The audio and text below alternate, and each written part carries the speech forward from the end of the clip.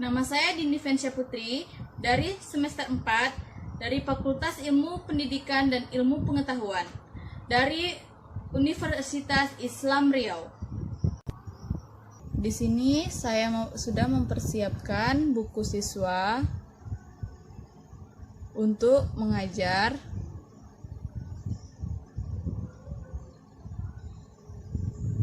Dan ada RPP yang telah saya buat, tujuan pembelajarannya dan juga langkah-langkah dalam pembelajaran. Assalamualaikum anak-anak. Selamat pagi anak-anak ibu. Pagi, Bu. Sebelum kita memulai pembelajaran, mari kita berdoa dulu ya.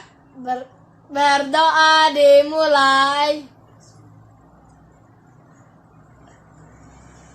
Amin. Berdoa selesai. Baiklah. Siapa yang tidak hadir hari ini? Eva, Bu. Kenapa Eva tidak hadir? Karena sakit, Bu. Oh ya, kita doakan supaya Eva cepat sembuh ya. Iya, Bu. Baiklah, di sini kita akan kita memulai pembelajaran dengan membaca peristiwa-peristiwa pada masa pemerintahan kolonial Inggris. Setelah berhasil menguasai Indonesia, pemerintahan Inggris kemudian mengangkat Thomas Staffordshire sebagai letnan gubernur di Indonesia. Raffles memulai tugasnya pada tanggal 19 Oktober 1811. Kebijakan di bidang ilmu pengetahuan: 1. Mengundang ahli pengetahuan dari luar negeri untuk mengadakan berbagai penelitian ilmiah di Indonesia. Raffles bersama Arnoldi berhasil menemukan bunga bangkai sebagai bunga raksasa dan terbesar di dunia. Bunga tersebut beri nama ilmiah Rafflesia Arnoldi. Raffles menulis buku History of Java dan merintis pembangun Kebun Raya Bogor. Kebun Raya Bogor merupakan kebun biologi yang mengoreksi berbagai jenis tanaman di Indonesia, bahkan dari berbagai penjuru dunia. Kebijakan di bidang ekonomi: 1. Menghapus stegen penyerah diganti dengan sistem sewa tanah. Yang kedua, semua tanah dianggap milik negara, maka petani harus membayar pajak sebagai uang sewa. Upaya Raffles menerapkan sistem pajak tanah mengalami kegagalan karena faktor berikut. 1. Sulit menemukan besar kecilnya pajak bagi pemilik tanah karena tidak semua rakyat mempunyai tanah yang sama. 2. Sulit menentukan luas sempitnya dan tingkat kesuburan tanah petani. 3. Keterbatasan pegawai Raffles. 4.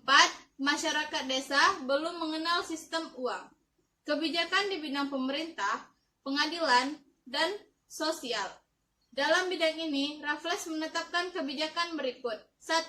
Pulau Jawa berbagi menjadi 16 kepresidenan, termasuk Jogja dan Suryakarta.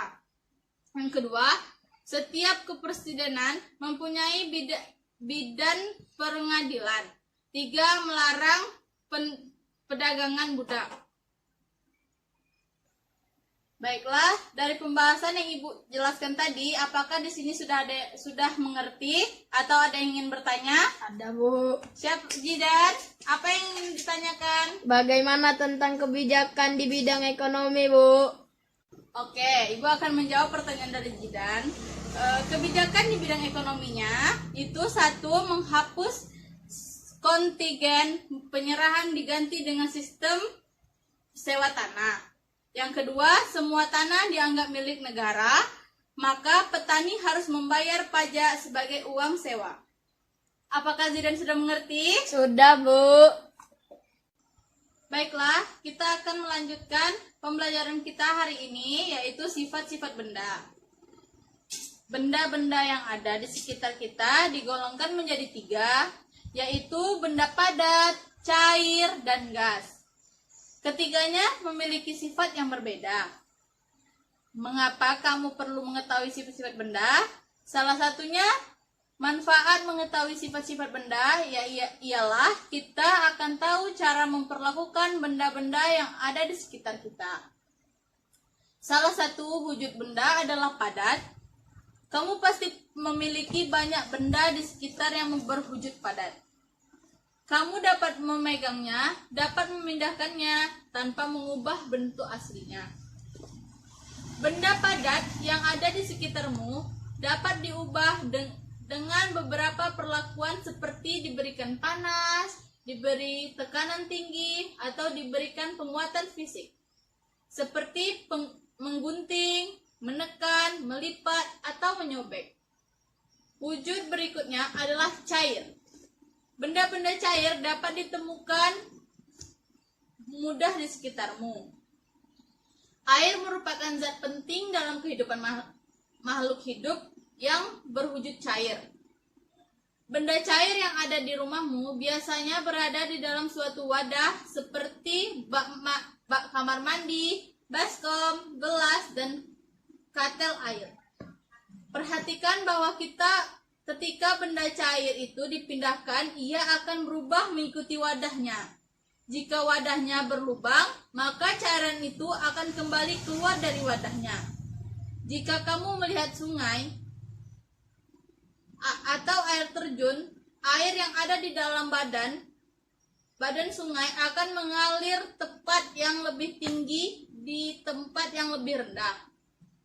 Benda cair juga dapat mengambat melalui seret-seretan halus dari bahan seperti bahan kain. Benda cair mengisi rongga kecil atau pori-pori bahan tersebut.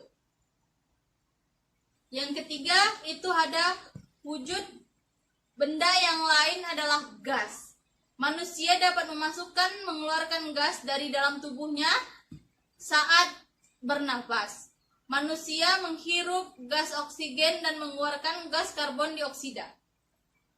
Dengan cara menghirup, kamu dapat membuat sebuah balon mengembang.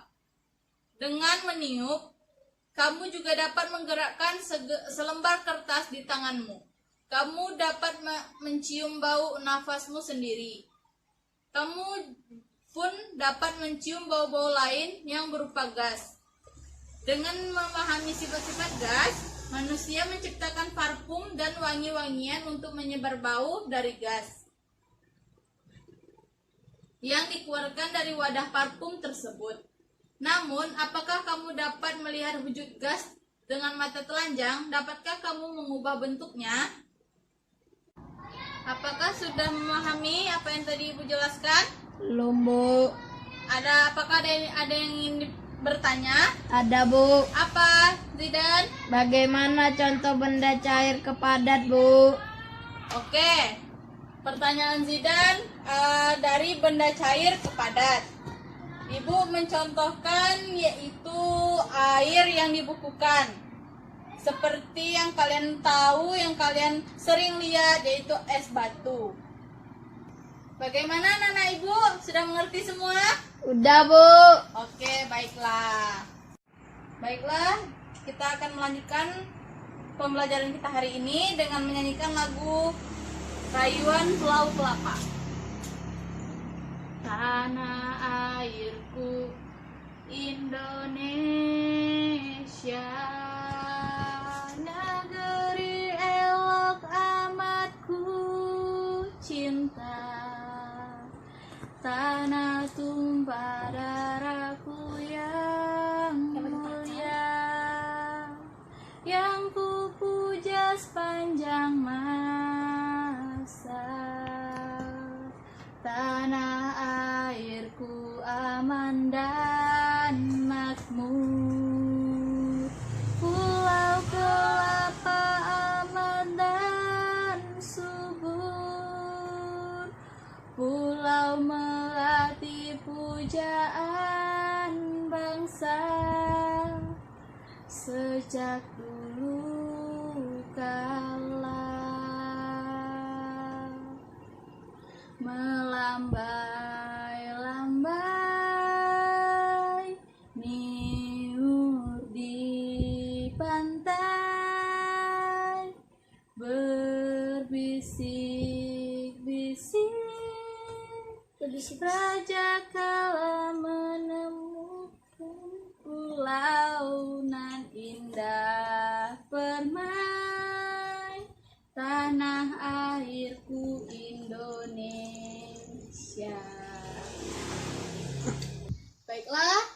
lagu Rayuan Pulau Kelapa merupakan salah satu lagu wajib yang harus dipelajari oleh anak-anak itu semua. Dalam rangka menanamkan rasa cinta tanah air, rasa menghargai jasa para pahlawan, dan membakar semangat juang agar selalu menyala. Ciri-ciri lagu wajib antara lain sebagai berikut, yaitu lagu wajib bertujuan untuk menanamkan sikap cinta tanah air, pahlawan, nasionalisme, serta rela berkorban demi bangsa dan negara. Yang kedua, biasanya lagu wajib menggunakan irama yang penuh semangat atau berupa ritme. Tiga, lagu-lagu wajib diajarkan, dipelajari, dan dihayati sesuai dengan maksud, tujuan yang terkandung di dalamnya. Baiklah anak-anak ibu akan memberi kalian semua tugas di rumah dengan mengamati kegiatan-kegiatan sehari-hari di rumah yang sering kalian perhatikan, yang sering kalian lihat, yang sering ada di rumah kalian tentang wujud peristiwa perubahan wujud benda. Kalian tulis di buku kalian masing-masing, dan minggu depan akan ibu minta kepada kalian untuk mengumpulkan tugas-tugas tersebut. Apakah anak-anak ibu sudah mengerti apa yang kita pelajari hari ini? Sudah, Bu. Baiklah, kalau kalian sudah mengerti, ibu akhiri pembelajaran kita hari ini dengan mengakhiri wabillahi taufiq wal hidayah. Assalamualaikum warahmatullahi wabarakatuh. Waalaikumsalam warahmatullahi wabarakatuh.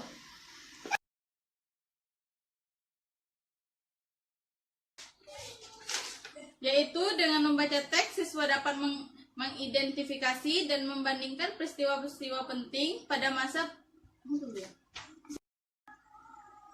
Assalamualaikum anak-anak, apakah kalian sudah sehat?